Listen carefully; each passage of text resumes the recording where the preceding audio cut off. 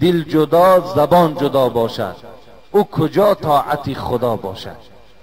وقتی که دل با زبان یک جا نیست، دل دیگر چی میخواهد، زبان دیگر چیز میگوید، این کجا طاعت پروردگار است؟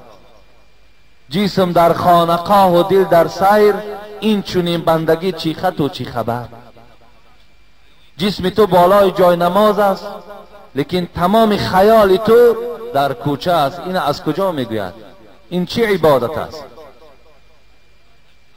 دست در سبحه، زبان در یاد، دل در انجام دنیوی فریاد. در دست و تسبیح سبحان الله الله اکبر میگوی، لیکن دل تو فقط و فقط گوییم که در نظارت بیرون، در نظارت دنیا هست. این تسبیح تو از کجا قدر و قیمت می‌یابد؟ ظاهر خود حرقه پوشی ها، باطن خود مکر و فریبی ها. بیرون ظاهر بسیار با یک آدمی با تقوا و با ایمان مانند است، لیکن داخلت همه مکر و فریب است.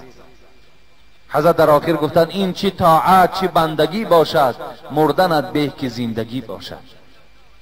از این گونه عبادت و از این گونه گویم طاعتی که تو به سوی پروردگار میکنی، از این دم مردن بهتر گفتن حضرت. زیرا این طاعت عبادتی تو هیچ قدر و قیمت ندارد.